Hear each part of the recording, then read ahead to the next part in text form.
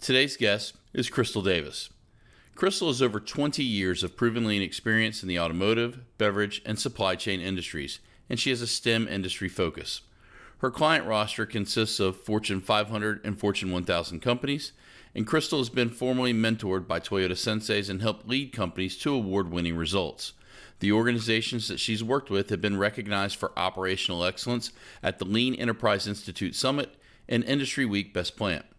She has her BS in Industrial Engineering from Mississippi State University and earned her MBA at Samford University and is a certified Six Sigma Black Belt. She is a fellow podcaster and the host of the Lean podcast on the IBGR Network.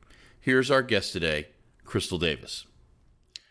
Crystal, we briefly touched on who you were in the intro, but can you tell us a little bit about yourself, your background, and how lean and continuous improvement is a part of your life?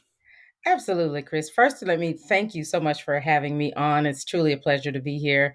And so, just a little bit about what I do. I am currently operating as a CEO and founder, as well as a principal consultant for my company, the Lean Coach Incorporated. And we primarily work with manufacturing and supply chain companies.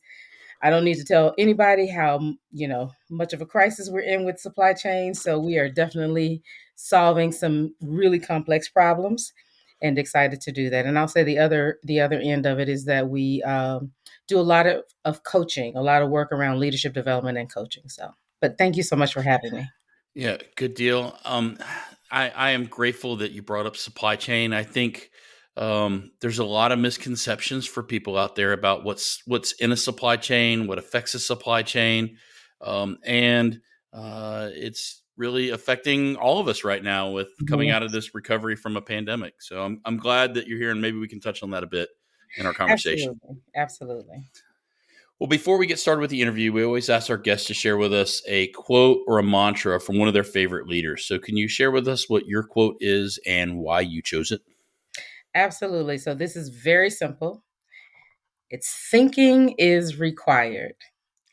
And I believe the quote actually came from my sensei, Mr. Yamada, back in my days at Delphi. But at Delphi, we used to include it in every lean presentation. That was our final slide. Thinking is required. And that has stuck with me throughout my career.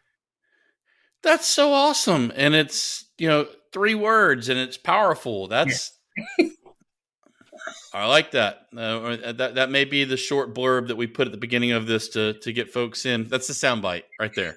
Absolutely. Absolutely. And I think one of the reasons I like it, Chris, is because it reminds me that every situation, while we know our tools and philosophies and principles, every situation is different and it requires that you think about it. And that's how we've been able to scale lean across healthcare, multiple industries, right? Not just manufacturing.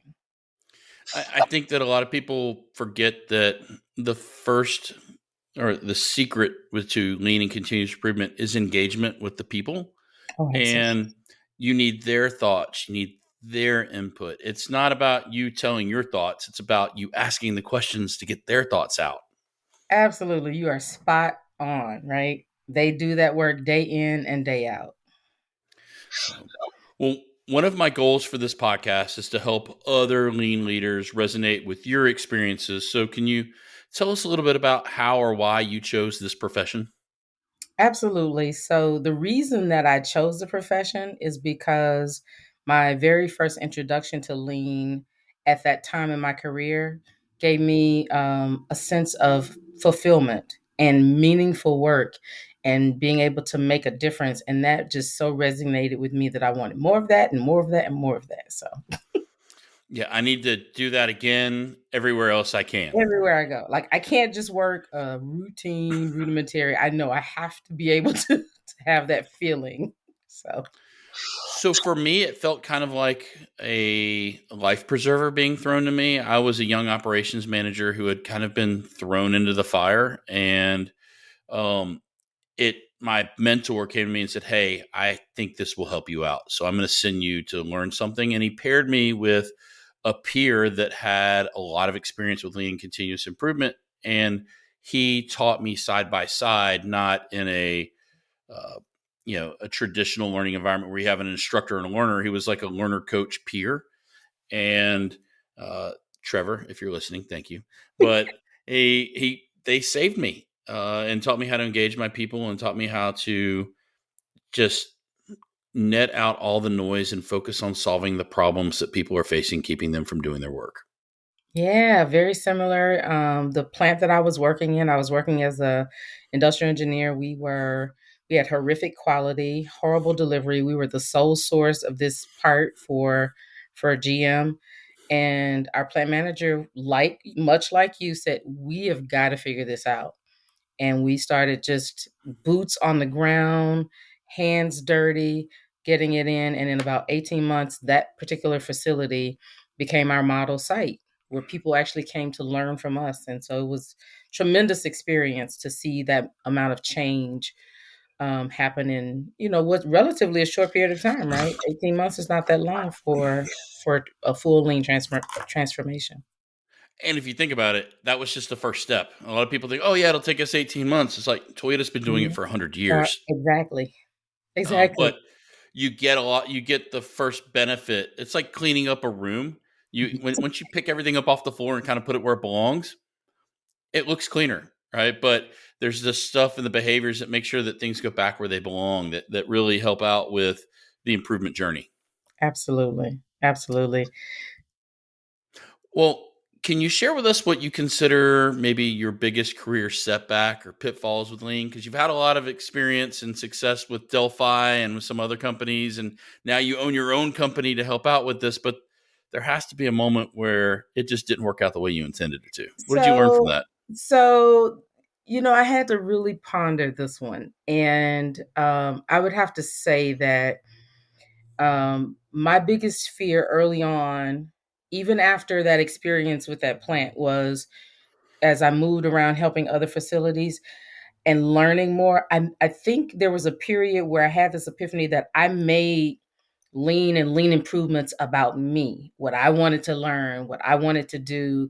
And it was as I matured that I learned that I was leaving people behind. So I'm sure you've heard that quote, right? If the student doesn't learn, the teacher hasn't taught. And that just slapped me in my face because I realized I didn't build in learning and sustainability. I was more of a taskmaster. Let's go in, let's Kaizen, let's get it done, let's make this improvement and then move on. And so I think upon reflection, that for me probably was the biggest mistake that I made. Like, how many people could I actually have influenced and taught and coached had I really understood and known that that was part of my role? I appreciated it from senseis and welcomed it and yearned for it, but I didn't reciprocate until I got a little bit more mature. Now, how has that experience influenced the work you do today? I lead with it. Okay. I What does lead. that look like? So what that looks like for me is I lead with um, being very observant as a coach, even if they haven't welcomed or invited me in as a coach, so that I'm learning and listening and observing them, not just the process. That's And so, important. Seeing people in their environment. I mean, it's almost like lean anthropology or organizational anthropology, where it's studying the culture in their environment. And there are lots of cultural undertones that you can pick up on just with the mhm. language that they use, the way they interact with one another, the behaviors. You go Yes. for a walk and just spend time out in direct observation. You'll learn a lot more than you ever could in a conference room or a presentation. Absolutely. And you just basically stated it. There's so much power in observing and how people behave, how they react, how they respond to problems or challenges, right? Well, there has to be an aha moment for you where you're like, this is what I need to be doing with my career. I mean, obviously, you found that because you've started your own company doing that. But what was that first aha moment of lean and continuous improvement is my passion and what I should be doing in life? I can almost I can't tell you the specific day, but it was around 2003. I was working with Delphi as a supplier development engineer, and Rick Harris was working with us, and we had a supplier, a tier one supplier to Delphi that just really took this and just ran with it I was basically living there, and we when they were able to validate that they had been such lean zealots that they were awarded new business, that's when I decided I'm doing this for the rest of my life. Like, this is what I'm doing for the rest of my life. I'm going to coach and mentor businesses, because not only did I see like the improvements that we look for, but now I'm seeing you're going to get a new facility. We're driving economic development, we're driving jobs. And so I saw this is way bigger than just some, productivity savings and things of that nature. So that was the moment that I decided I'm a lifer. Good deal. This is a little bit off script from what I sent, but I think it's important. One of the things I admire about you is that is you're passionate about engineering, you're passionate about helping, and I think that there are a lot of women in engineering that need good role models that they can follow because. I'm Yeah. serious. I'm saying this as the father of a 15-year-old daughter too. But what advice would you give to that young female engineer who is starting out in her career and making her presence felt in an organization? What advice would you give to her right now if you had that opportunity to sit across from her? Oh, okay. This is a place that's near and dear to my heart. So I would basically tell her that no matter what area you study, make sure that you develop your leadership capabilities, that you develop your executive presence, and learn stellar communication and negotiation skills. That's what I would tell my younger self. Okay, I jumped around here because I normally ask that later on in the podcast, but That's I okay. felt it was just really important and powerful to talk about it now in the Oh, yeah. conversation. It really is. Can I just share really quickly? Yes, absolutely. Share So, away. so there was a point where I was mentoring women in STEM, really advocating for women to go into engineering and telling them about lean and continuous improvement. And there was a point where I felt like a hypocrite, because I saw more women leaving the profession that were already in the profession.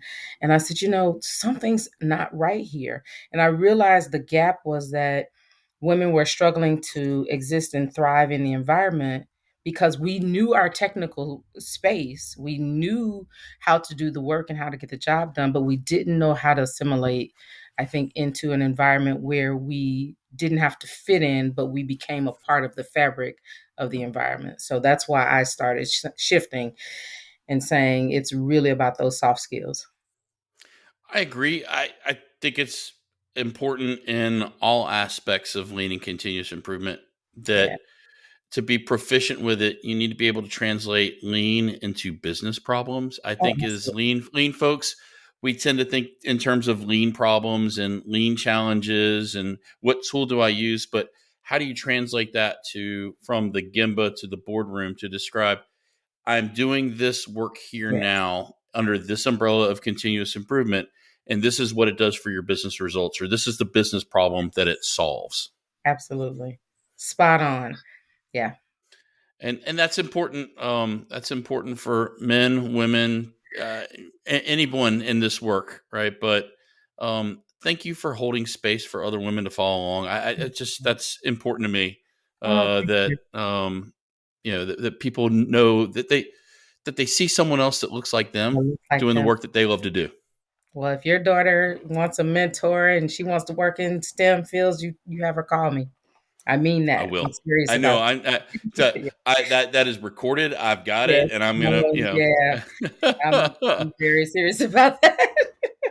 So, along those lines, and talking about passions, do you have a lean or continuous improvement pet peeve, or something you frequently see being applied or done wrong? So I won't get into like the done wrong thing, I think, but my biggest pet peeve is when I hear people say, well, don't use the word lean, or, yeah. And the reason that that one bothers me is not so much about me advocating for lean. It just tells me that you're already starting from a place where you're closed. And so it makes me wonder if you're a learner. if you're willing to be a learner, if you're willing to be open, if you're willing to be coachable. And so that's a reason that it's a pet peeve for me, especially if I hear from leaders, because there are other people that are hungry for solutions to these problems that they deal with every day. So to just make this about a word or words or jargon, and I respect it.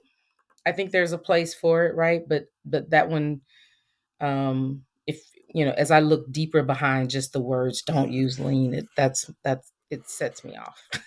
Just Well, be uh, honest. that person is exposing their biases just Yes. with saying, "Hey, Yes. don't use that."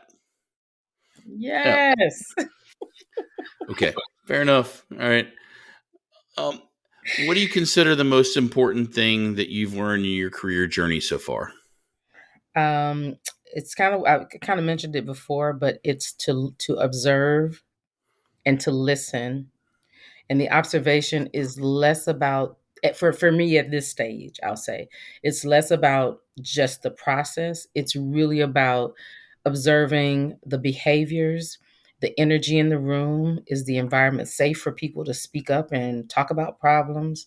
How does the leader communicate, celebrate? All of those things are the types of things that if we could come up with a list of waste around just that, the people element and change management and leading lean, those would be the things that we would observe in the same way that we observe the 8 forms of waste.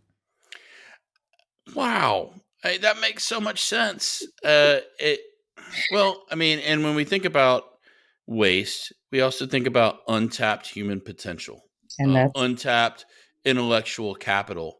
yes, And there's, when you say don't use the word lean, essentially you're saying, I don't want to hear what you have to say. And you're committing that waste right there, then and there. right there. Right there. Oh. And you're setting the tone for the behavior. Even if you are going to come up with your own jargon, you're setting the tone for the behavior that's not really a tone that allows for openness and learning, in my opinion.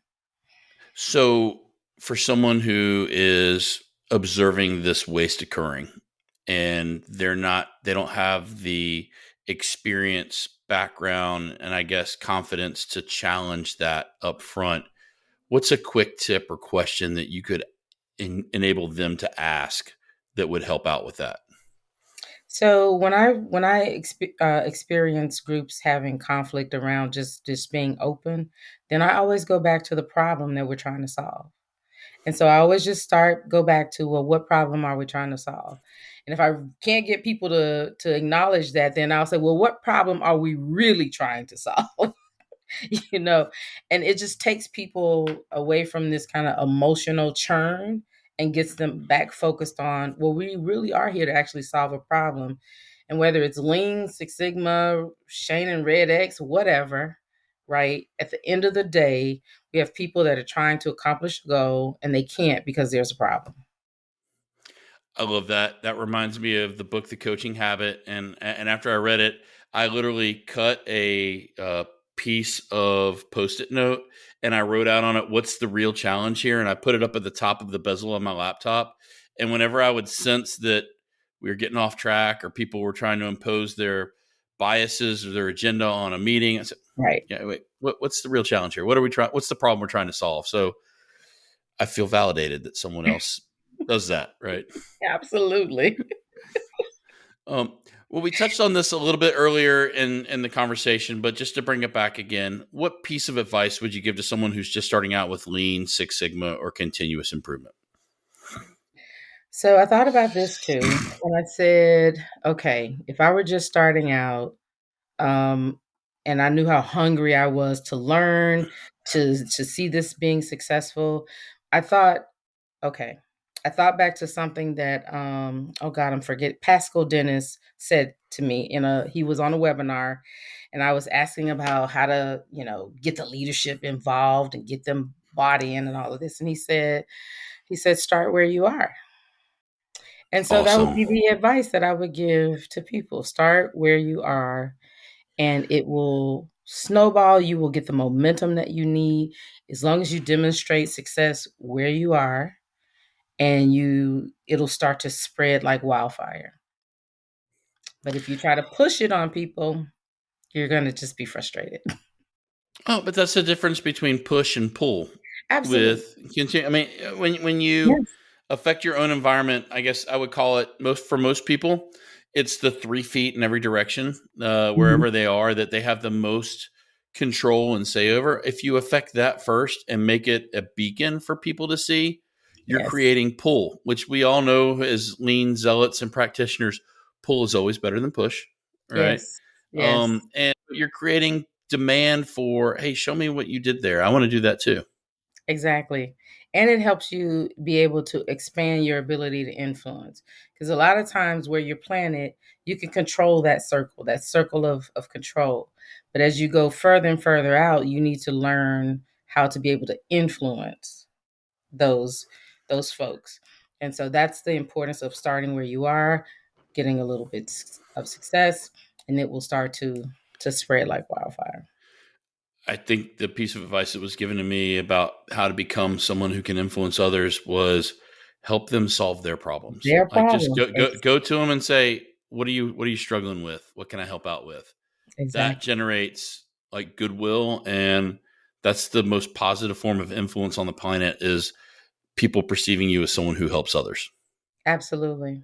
Absolutely. And that's when I realized that lean wasn't about me. Me as the practitioner. It was really about the people that I needed to be helping. I think all of us reach that at some point in our career, though. There's a moment where I think that's where the level of continuous improvement, maturity switches into what I would call mature, lean adulthood, where it's, hey, it's not about me, right? It's not about what I do. It's about what I enable others to do. Yeah, it's about service. That's when we become like servant leaders. So, for someone who's a little bit further along in their career, kind of that same question, what piece of advice would you give to them? And it may be something that someone shared with you recently. I would say for the mature lean practitioner, I would advise you if you haven't spent a lot of time around learning how to hone and improve your coaching skills, that's where I would focus. As a mature, I'm constantly learning in the coaching space, constantly learning, and we have never been in a time like now where we have so much volatility and the acronym VUCA, right? Volatility, uncertainty, things are complex, and there's a lot of ambiguity. You think about companies in the supply chain space, they're trying to just leapfrog to technology. Well, you've got to be able, if you have a tenured organization that hasn't been exposed to technology, you're going to leave them behind, right? So Yes. that would be my Uh, advice to the mature. and don't get sucked into buzzwords. Like Yeah, if yeah. you're not looking at your data, you have no business looking at Mhm. your metadata, right? I That's mean, right. and I know That's right. metadata is it's the new Exactly. buzzword, but um, like Yeah, go for a walk along your supply chain and understand where all the handshakes are, and be a partner in a supply chain. I mean, that's how it's supposed to work. that's how. Listen, go to the places that don't appear on the value stream map. That's where you need to go. All those decisions that don't appear on the value stream map They exist, and you won't find it yes, unless you start to map it out and and talk to have people that are engaged. conversations. Yes. That's right. That's right. So, do you have a favorite book, author, or mentor that you would like to recommend, Crystal? So I'm an avid reader. I'm constantly reading. Right now, I'm probably reading 4 books at the same time. But there are 2 books that I'm advocating for. Two, well, actually, 3 great friends of mine. So one is The Power of Process. It's a new book by Eric Ethington and Matt Zako. They do a lot of work in the lean space around product and process development. They're good friends of LEI, and then Jamie Flinchbaugh, People Solve Problems. So those are the 2 books that I'm reading and advocating for. So I'm not going to spoil it for you, but I read Jamie's book and I actually had him as a guest on the Amazing. podcast, and we talked Yes. about it. And I my only criticism of Jamie for that book is that he didn't write it earlier. Yeah, I it, know, right? it is a great book, right? It's been noodling for a while. Yeah, yeah. So He's a yeah, great person. So Good. Be sure to put links to the show notes page for both of those books for the listeners there. Thank You and you. I both know that magic wands don't exist, but if they did, and you could wave it at anything that you're working with, what would you wave your magic wand at first? So we're talking about lean. I would wave my magic wand at that the top part of the value stream map, the information flow. Mm-hmm. That's where I would go. Okay. Right now, and just I was gonna say on my side, when things are in crisis, everybody wants to fix it. Everybody wants to help, but it also leads to a lot of uh, misdirection because so many people are giving direction. And what's happening on the supply chain side is we're having supply chain conversations at the board level. And so when you start getting edicts rolling down or decisions rolling down from people who may not understand the day-to-day challenges, then you get a lot of confusion, a lot of frustration, um, a lot of misdirection. And along with that, if you were mapping out what that communication at the board level looked like, what would it look like on the value stream map? And I'm imagining if you saw it, you would quit doing it. So you know how the arrows point down from like Yeah. the database, right? I have a Uh-huh. lot of arrows going back up, one, and then I'd show a lot of people coming down to do some Gemba walks. That's two. And the third thing is I would extend tiered management or huddle systems all the way up to the top of the Yes. organization. And I think that for folks that don't fully understand that tiered management structure all the way through, it's really about communication. It's about not only Absolutely. communicating the challenges and problems, it's Yes. also about communicating your celebrations and successes so that other people can go do the exact same thing in their part of the organization. Yes, Chris. I just talked to a mentor, old boss of mine. He retired after being CEO at Diebold, and he said, "Crystal, he said we were talking about the supply chain stuff, and he said, I used to sit in my office and look at my glass wall. This was where he had all the metrics, and he would say, that's how I would be able to pinpoint where we needed to go focus. He still is a huge lean zealot, but he said, and people would think that I was crazy just staring off into space, and he was like, no, I'm looking for the gap. So at the CEO level, he was looking for the gap, and then able to have communication with his leadership team about what to go look for.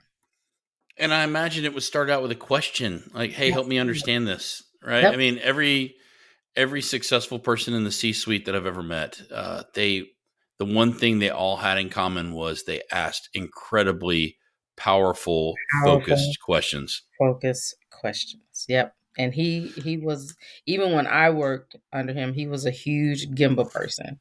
Mm-hmm. So very huge Yeah. Gimba. So for clarification, going to the Gemba means actually walking on the Gemba. If you're in a That's right. manufacturing plant, the catwalk doesn't cut it. Like you Nope. can't walk over the Gemba; you have to walk on the Gemba. On the Gimba. You have to go talk and engage, ask questions. Yes. So one of my favorite Gemba behaviors that I've ever seen is when I worked at a small beverage company based out of Atlanta. One of the lean process improvement managers at a facility up north, he had a pink high vis Safety vest event. on, right? Mm-hmm. Safety vest. So instead of a yellow or an orange, he chose pink. Mm-hmm. And I asked him, it's like, why pink? He goes, first of all, it creates a question. Why are you wearing pink? So it creates engagement. But over time, when people saw him walking, they knew that they were going to have an opportunity to have a conversation with him. And if you don't see pink that day, people knew, and it drove accountability to him that he had to go for a walk. Otherwise, folks would figure out he hadn't been on the floor. Yep. I love that. I love that. Yeah. I might steal So that. yeah, I don't walk on floors anymore, but I did get a pink high vis. But I'm a pretty big dude, so like they had to custom order it. It wasn't like on the rack for them to, Yeah. yeah. But Yeah. well, Crystal, how can people connect with you if they want to learn more about what you do or if they have a question for you based on what we talked about today? The easiest way, of course, is LinkedIn, and it's Crystal Y. Davis. And yeah, just send me a message or a connection request. That's the easiest way. And then my website and all of that stuff is on LinkedIn as well. So I know that you're in the process of pulling some really cool stuff together. Can you talk a little bit about what you're planning on right now and maybe give folks a little bit of a tease what to expect? Yeah, absolutely, absolutely. So one of the things that I'm working on is hosting some executive roundtables on these supply chain challenges and having some real tangible conversations. My goal in those conversations is to get like-minded professionals together, treat it kind of like a mastermind. But then I also want to bring the perspective of that everyday person and what they're experiencing to the conversation. And so yeah, so I'm gonna be actually forming a group on LinkedIn. So stay tuned. Follow me on LinkedIn. Stay tuned there for those announcements. And then the executive roundtables will be a small, intimate, invitation only activity. So we'll be inviting folks from the group to participate. Well, Crystal, I've been a big fan of the work that you've been doing in this space for a long time. I follow you on LinkedIn. I always find the posts and the things that you share insightful, and they make me a better thinker. So thank you. And on behalf of the podcast audience, thank you for sharing your experiences with us today. Oh, absolutely. And thank you, Chris, for keeping the conversation about lean leadership going in the podcast. And you always have the most insightful guest on, and I absolutely love listening. Been Well, listening for years, actually. So thank you. I'm happy to finally be on. Yes. Yeah, this is where I should say, "Oh, stop it!" But please keep going. No, I'm just No, kidding. seriously. Yes, I No. have. So I'm super Uh, excited. Yeah, you well, I'm actually glad that. inspired me. Do it now. You actually inspired me in the podcast space. So yeah. Oh, good deal. Well, and then we got to give credit back to Mark because Mark is the one that held that Mark, space for yeah. me. So, Mark Raven. But Yeah. thank you again. And so you brought up podcasts. Give a plug for your podcast here Yeah. to the folks here that are listening. Yeah. So my podcast is the Lead Lean podcast. So I like to say leading is a verb. It means you have to take action. And so it's Lead Lean podcast, and it airs on most podcasts, I think about 8 podcast stations, as well as we go live on Tuesdays at 2 p.m. at IBGR Network. That's so awesome. I will definitely put a link to that show in the show notes page. Folks, be sure to go check it out. And Crystal, thank you. Thank you. It's been a pleasure. I want to thank Crystal for being a guest on the podcast today. I know I got a lot out of our conversation, and I hope that you did as well. Be sure to go to the show notes page at leanleadershippodcast.com. Check out the links to learn more about Crystal and how to connect with her if you have a question about what we talked about today. As always, I welcome your feedback on how to improve the podcast. If you like the podcast, make sure to go to podchaser.com/Lean Leadership Podcast and leave a rating or a review for the podcast. Thank you for listening, and until next time, seek progress over perfection.